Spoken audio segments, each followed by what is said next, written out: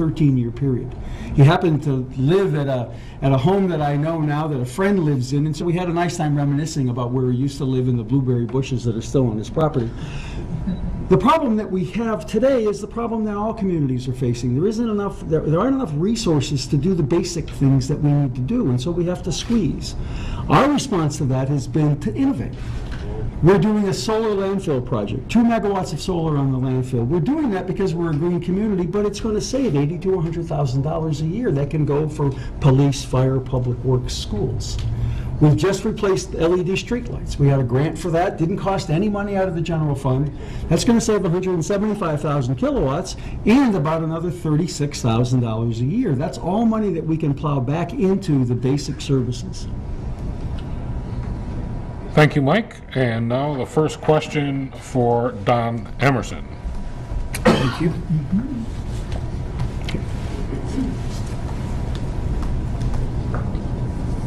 Thank you. How do you feel about the current city budget and our city's ability to control costs and still provide acceptable levels of service in the future? Well, I know it's at $33.9 million, and I've read the budget since I've started in my process of becoming mayor.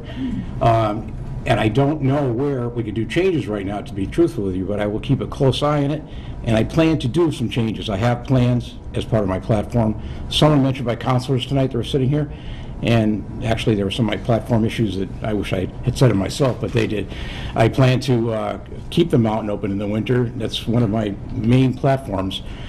We have people leaving the city every day that we counted one morning, 800 cars in 1 hour leaving the city going to work in what I call the train that goes over the mountain.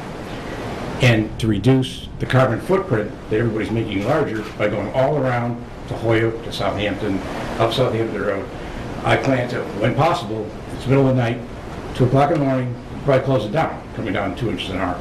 Try my best to have it open for when the commute happens, both morning and afternoon. If you've ever been in it, it's backed up on 91 even, and that's a very serious problem. Backed up all the way to 91, 141. So, looking at the budget, I know what the answer was, but I also am a proponent of education. Educated myself in this town, went on to college locally. So, you have to look at those things carefully. How you spend the money, where you put it, I will look at when I get in there. Right now, I really don't know where it could change, other than those things I talked about, that I plan to open City Hall also, and be really creative, not spending any more of the taxpayers' money, opening it for the same amount of hours right now, but maybe closing earlier in the afternoon. 4 o'clock, I was told between 4 and 5 at night, things really slow down over there. Traffic slowed down a lot. So moving those hours to other days, possibly even at night, the city council is in there. That's one of my ideas. In the old days, remember, we had selectmen, the clerk would be open those nights. You pay your bills in this town on a Wednesday night.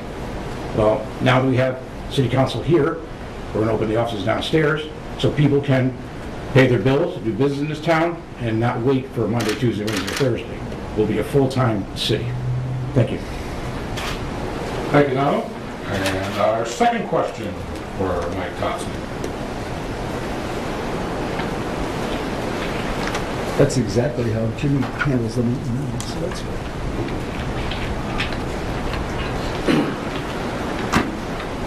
What do you see as the most important initiative you could propose for your term to help the businesses in Easthampton?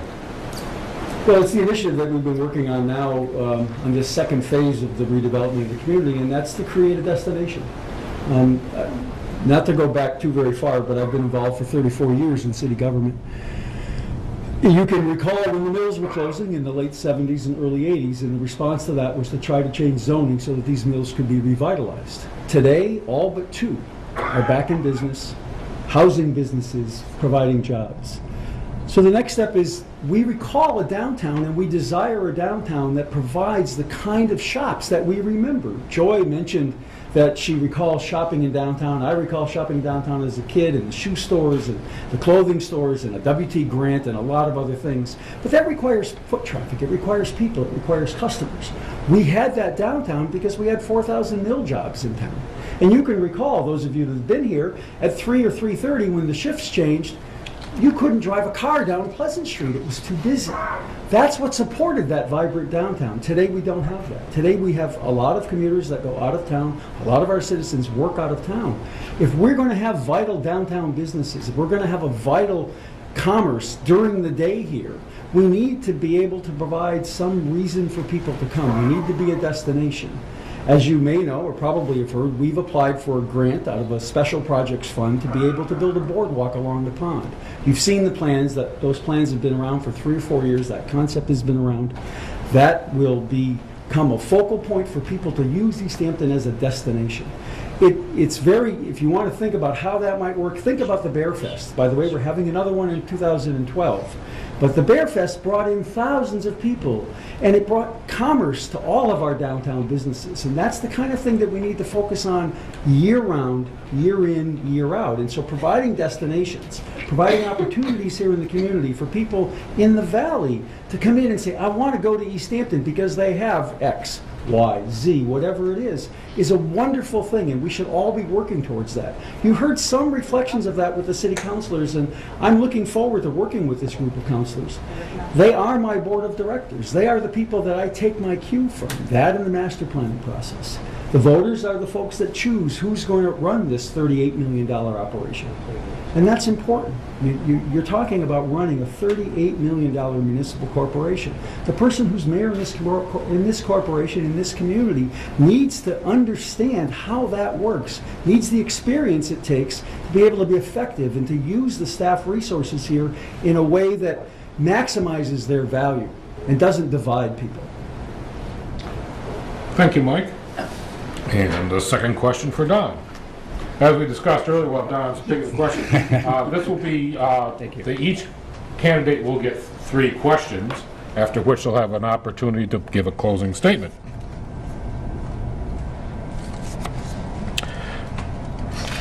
Well, as I say, we did not write the questions, so, but this is one of those. What are your thoughts on keeping City Hall open on Fridays? Thank you, Eric. Oh, you're welcome. Well, I'll expand upon it a little bit. As you know, there's been 3 hours cut from all the employees at City Hall. Savings about $100,000 to the city. I don't know how much utility savings there was. We did look into that. We didn't find a figure that we knew of that was listed anywhere publicly.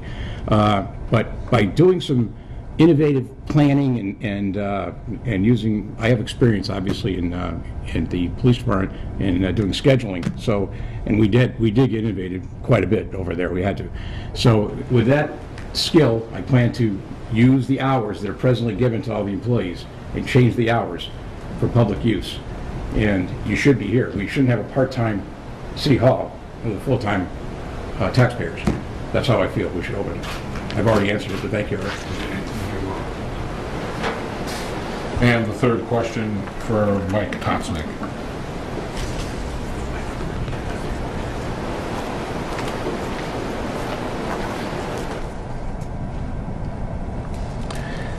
As the mayor, do you see yourself as the economic coordinator for the city?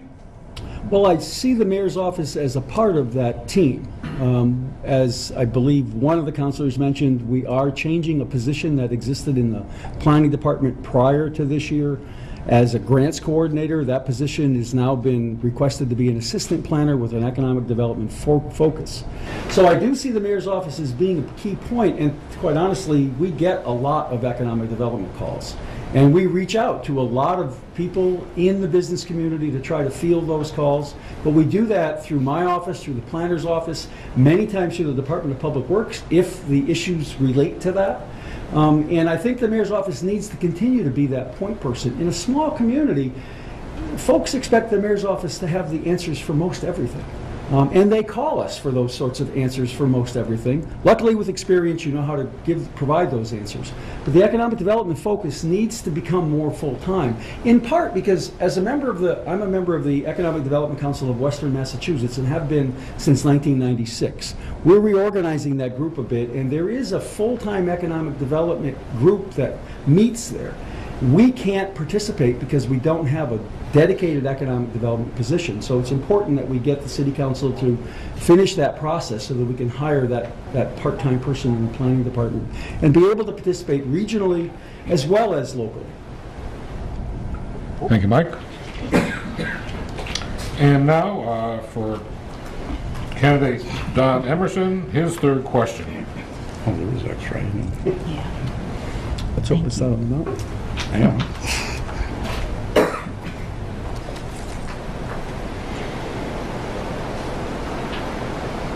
A similar question to the previous one. What role should Easthampton play in the regional economy, and how should the city participate? Well, as all the questions, that's a good question. A lot of things are going regional now that I'm aware of. They are actually, a lot of the grants are focused on regional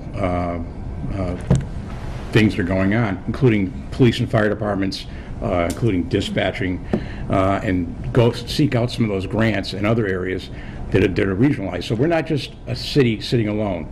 We have all the cities and towns around us that are involved, and we need to join together to apply for a lot of these grants and to move in the future together.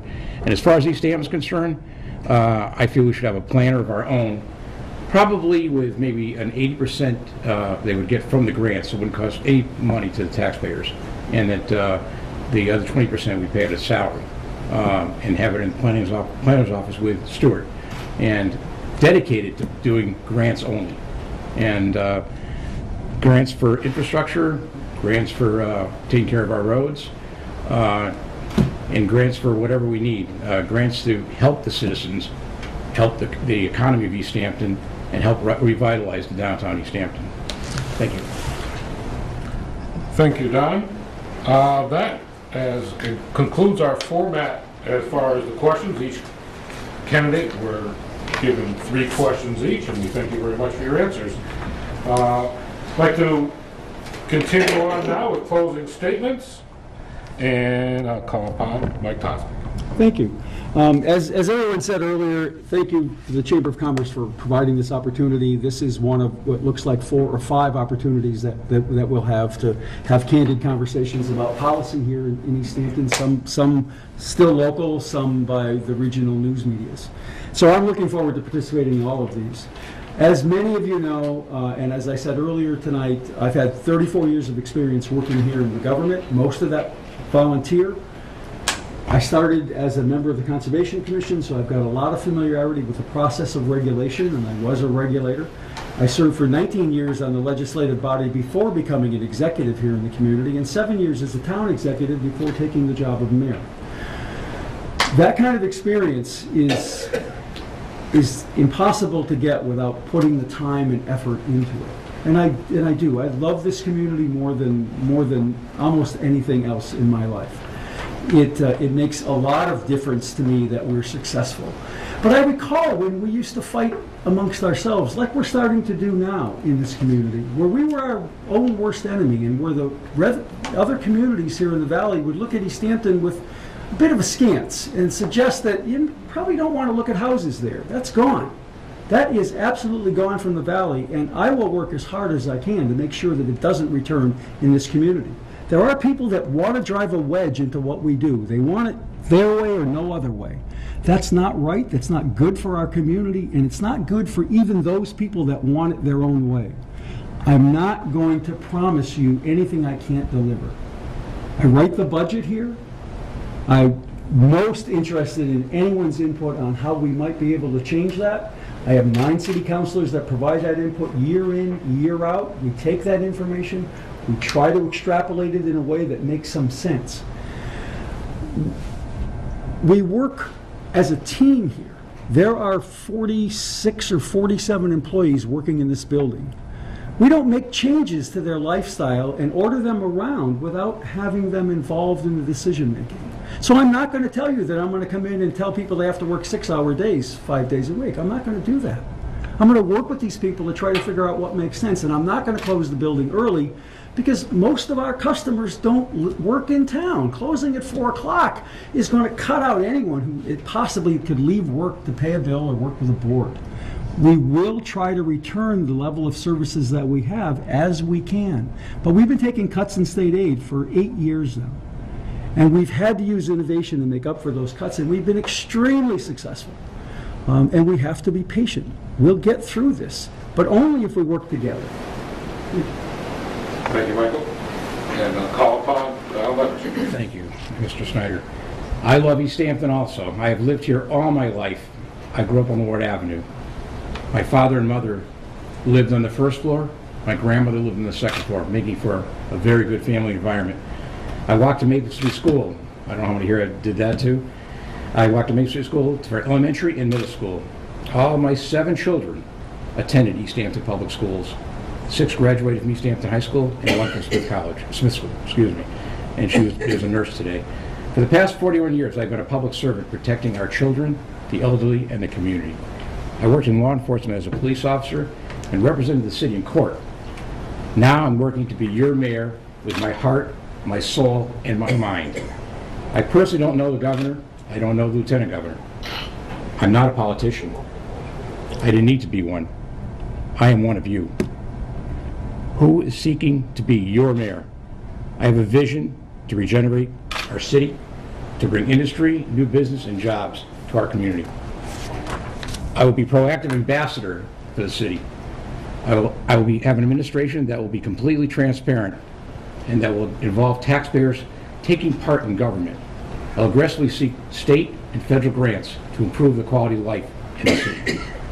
I will have a true open door policy, communicate with our taxpayers and employees. I was an elected town meeting member for many years. I presented articles at town meeting, and as acting chief, I prepared my own budget and presented it to town meeting. And most recently, I've been helping perform a budget for the credit union, over $450 million credit union. I come to you with more administrative experience than the first mayor had when he first took office. To accomplish these goals, I need your support and your vote on November 8th. Thank you for the opportunity to speak here tonight. Thank you.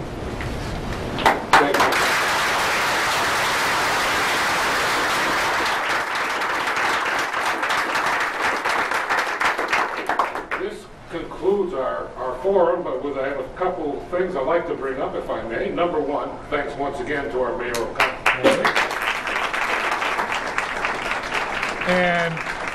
And also to our city council candidates, once again, thank you very much.